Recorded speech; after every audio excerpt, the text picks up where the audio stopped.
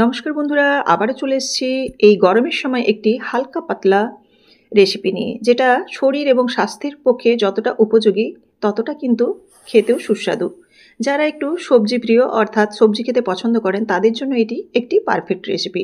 তো চলুন আজকে কী রেসিপি শেয়ার করছি সেটি আপনাদের দেখাই।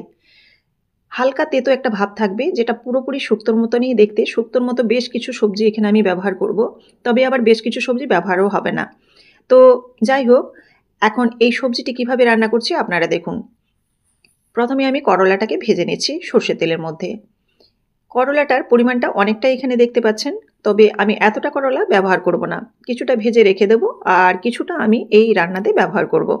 তো করলাটাকে আমি এখানে লাল করে একটু ভেজে নিচ্ছি। তো আপনারা যারা খুব তেতো খেতে পছন্দ করেন তারা কিন্তু একটু এরকম কাঁচা কাঁচা অবস্থায় নামিয়ে নিতে পারেন করলাটা সেদ্ধ হয়ে যাওয়ার পর। আমি একদম পুরোপুরি দেখুন লাল করে নামিয়ে নিয়েছি। এবার এই তেলের মধ্যেই আমি বড়িটা ভেজে নিচ্ছি। আপনারা কিন্তু বড়িটা অবশ্যই আগে ভেজে নেবেন, আমার মতো ভুল করবেন না।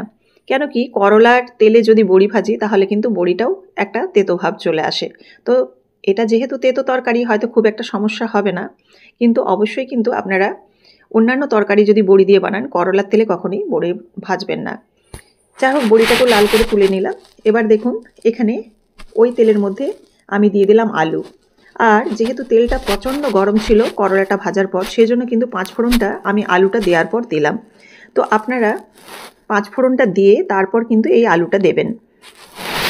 আলুটাকে এবার একটু নাড়াচাড়া করে নিচ্ছি আর খুব সামান্য এখানে লবণ দেবো। লবণ দিয়ে আলুটাকে ঢাকা দিয়ে মোটামুটি 2 থেকে 3 মিনিটের মতো নাড়াচাড়া করে হালকা ভেজে নেব।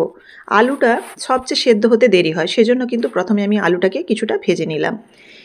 এই রেসিপিটি কিন্তু সম্পূর্ণ নিরামিষও হয়, তো আমি এখানে পেঁয়াজ ব্যবহার করছি। যারা নিরামিষ খাবেন তারা কিন্তু এখানে পেঁয়াজটা স্কিপ করে যাবেন। আর অলরেডি আমি দুটো শুক্তো রেসিপি দিয়েছি, একটা দুধ শুক্তো বা সাদা শুক্তো আর একটা নর্মাল শুক্তো রেসিপি দিয়েছি। তো এটা কিছুটা এই স্টাইলেই করেছি, কিন্তু সেটা পুরোপুরি নিরামিষ করেছি। চাইলে সেই রেসিপিও আপনারা দেখে নিতে পারেন। এই রেসিপিটি কিছুটা শুক্তো স্টাইলেই হবে, কিন্তু শুক্তোর যে সবজিগুলো পড়ে সমস্ত সবজি হয়তো এখানে পড়বে না। আমি কি কি সবজি দিচ্ছি আপনারা দেখতে থাকুন। পেঁয়াজ এবং আলুটা ভাজা হয়ে গেছে। এবার এর মধ্যে আমি বেগুন আর ঝিঙে দিয়ে দিচ্ছি। হাতের সামনে যে সবজি থাকবে সেগুলোই আপনারা দিয়ে এই রান্নাটা করে নিতে পারেন। দিয়ে দিচ্ছি এখানে সজনে ডাঁটা। সজনে ডাঁটাটা আমি ফ্রিজে প্রিজার্ভ করে রেখেছিলাম, সেজন্য কিন্তু বরফ জমে আছে দেখুন। আর এই সজনে ডাঁটা প্রিজার্ভ করার যে পদ্ধতি, সারা বছর ধরে সংরক্ষণ করে রাখবেন তার পদ্ধতি কিন্তু আমি আগেই দেখিয়ে দিয়েছি আমার আগের যে রেসিপিগুলো। তো যারা আমার নিত্য নতুন রেসিপি দেখে থাকেন তারা অবশ্যই এই রেসিপিটি দেখে থাকবেন। এবার দেখুন এর মধ্যে হলুদ গুঁড়ো, জিরে গুঁড়ো, ধনে গুঁড়ো আর ঝালের জন্য খুব হালকা আমি লঙ্কা গুঁড়ো এখানে ব্যবহার করছি। কারণ আমি প্রথমেই বললাম যে শুকনো লঙ্কা যেটুকু দিয়েছি তাতে হালকা ঝাল বেরোবে, আর খুব অল্প পরিমাণে আমি লঙ্কা গুঁড়ো দিয়েছি, কারণ তেতো তরকারিতে খুব একটা বেশি লঙ্কা হলে কিন্তু ঝাল হলে ভালো লাগে না। তো এবার ভালোভাবে নাড়াচাড়া করে এই মশলাটাকে কষিয়ে নিলাম। সঙ্গে একটু আদা বাটা দিলাম। আর আদার পরিমাণটা দেখুন ভীষণই কম দিয়েছি, কারণ এটা যেহেতু গ্রীষ্মকালের রেসিপি সেজন্য কিন্তু ধনে জিরের পরিমাণটাও খুবই অল্প গেছে। এবার আদাটা দিয়ে নাড়াচাড়া করে এর মধ্যে আমি সর্ষে বাটা দিয়ে দিচ্ছি।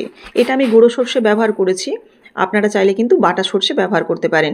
গুঁড়ো সর্ষে সবসময় কিন্তু যেটা প্যাকেটে পাওয়া যায় এখন, সেই গুঁড়ো সর্ষে 1 চিমটি লবণ দিয়ে মোটামুটি 5 মিনিটের মতো ভিজিয়ে, অর্থাৎ জল দিয়ে ভিজিয়ে রাখবেন। তাহলে দেখবেন সর্ষেটা দিলে যে একটা গ্রেভি ভাব আসে সেটা চলে আসবে, প্লাস সর্ষেটা কিন্তু তেতো লাগবে না। তো অনেকে আছেন গুঁড়ো সর্ষে হয়তো সোজাসুজি দিয়ে দেন তরকারির মধ্যে। গুঁড়ো সর্ষে কিন্তু সোজাসুজি তরকারি দিলে কিন্তু তেতো ভাব চলে আসে, সেজন্য অবশ্যই আপনারা 5 মিনিট আগে 1 চিমটে লবণ দিয়ে ভিজিয়ে রেখে দেবেন। এটা কিন্তু একটা ছোট্ট টিপস আপনাদের দিয়ে দিলাম যারা গুঁড়ো সর্ষে ব্যবহার করেন। এবার দেখুন পরিমাণ মতো আমি মশলাটাকে কষে জল দিয়ে দিয়েছি। আদাটা ছিল, আদাটার একটু কাঁচা গন্ধ থাকবে, সেজন্য কিন্তু লো ফ্লেমে একটু নাড়াচাড়া করে তারপর কিন্তু এখানে পরিমাণ মতো জল দিলাম। জলটা আপনারা পরিমাণ মতো দিবেন। দিয়ে আমি লবণ আর চিনি দিয়ে দিয়েছি। জলের পরিমাণটা এখানে একটু রসালো খেতেই এই তরকারিটা ভালো লাগে।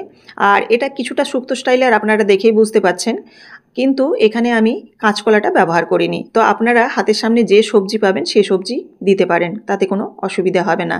দেখুন যখন প্রায় আলু এবং সব কিছু সেদ্ধ হয়ে গেছে, মোটামুটি 5 থেকে 7 মিনিট আমি লো ফ্লেমে রেখে দিয়েছিলাম। তারপর শেষে আমি ভেজে রাখা বড়িটা আর করলাটা দিলাম। করলাটা কিন্তু পুরোপুরি দিইনি, তেঁতোটা আপনারা যেমন খাবেন সেরকমভাবে করলাটা দেবেন। আমি একটু অল্প পরিমাণেই দিয়েছি, কারণ অতিরিক্ত তেঁতো হলে অনেকেই আবার সেটা পছন্দ করেন না। এখানে কিন্তু শুক্তো স্টাইলের রেসিপিটি হলো এই যে 5 ফোড়ন গুঁড়োটা আমি দিয়ে দিয়েছিলাম ফোড়নের সাথে, সেই ফোড়নেই কিন্তু একটা দারুণ ফ্লেভার চলে এসছে। এখানে আমি কিন্তু আর রাঁধুনি বা 5 ফোড়ন শুক্তোতে যে লাস্টে একটা ভাজা মশলা দেওয়া হয়, সেই মশলাটা কিন্তু এখানে আর ব্যবহার করলাম না। তো এবার দেখুন একটা সার্ভিং বলে রেগুলারের মতো রেডি করে নিচ্ছি। আর রেসিপিটি আশা করি আপনারা প্রথম থেকে শেষ পর্যন্ত দেখলেন। যদি ভালো লেগে থাকে অবশ্যই লাইক, কমেন্ট এবং শেয়ার করবেন। আর অবশ্যই কিন্তু চ্যানেলটিকে সাবস্ক্রাইব করে বেল বাটনটি প্রেস করে দেবেন। এরকমই প্রত্যেকদিন নিত্য নতুন রেসিপি দেখার জন্য অবশ্যই কিন্তু বেল বাটনটি প্রেস করে দেবেন। গরম ভাতের সাথে এই গরমের সময় এই হালকা তেতো এই সবজির রেসিপিটি কিন্তু দুর্দান্ত লাগে। আবারও দেখা হচ্ছে আগামীকাল নতুন কোনো রেসিপির সাথে। ধন্যবাদ।